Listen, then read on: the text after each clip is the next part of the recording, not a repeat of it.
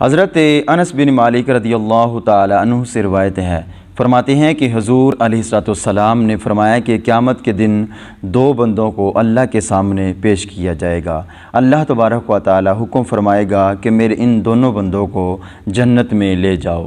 اس پر وہ دونوں بہت زیادہ خوش ہوں گے اور رب کی بارگاہ میں عرض کریں گے، اے ہمارے پروردگار، جنت میں جانے کا ہم ذرہ سا بھی حق نہیں رکھتے، کیونکہ جنتیوں جیسے عمل ہمارے نامہ اعمال میں نہیں ہیں۔ ہم جنت میں جانے کا سبب معلوم کرنا چاہتے ہیں، تو اللہ تبارک و تعالی فرمائے گا کہ تم میرے محبوب کے ہم نام ہو اور تم نے دنیا میں اس نام کی لاج نہیں رکھی۔ تمہیں اس نام کے ساتھ میری نافرمانی کرتے وقت شرم نہیں آئی، لیکن مجھے حیا آتی ہے کہ میں تمہیں عذاب دوں، کیونکہ تمہارا نام میرے محبوب کے نام پر ہے۔ پھر اللہ تبارک و تعالی فرشتوں کو حکم فرمائے گا کہ انہیں جنت میں لے جاؤ۔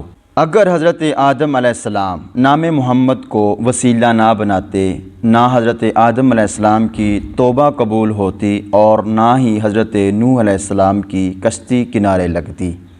جو شخص یہ چاہتا ہے کہ اس کے گھر میں فرشتوں کا پہرا ہو اور اس کا گھر جادو ٹونے اور جنات سے بچا رہے، تو اسے چاہیے کہ اپنے گھر میں اپنے بچوں کا نام حضور علیہ الصلوۃ والسلام کے نام پر رکھے۔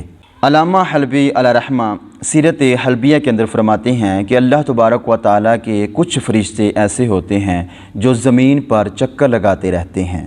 ان کی ڈیوٹی یہ ہوتی ہے کہ جس گھر میں کوئی محمد نام والا ہو اس گھر کا پہرا دینا۔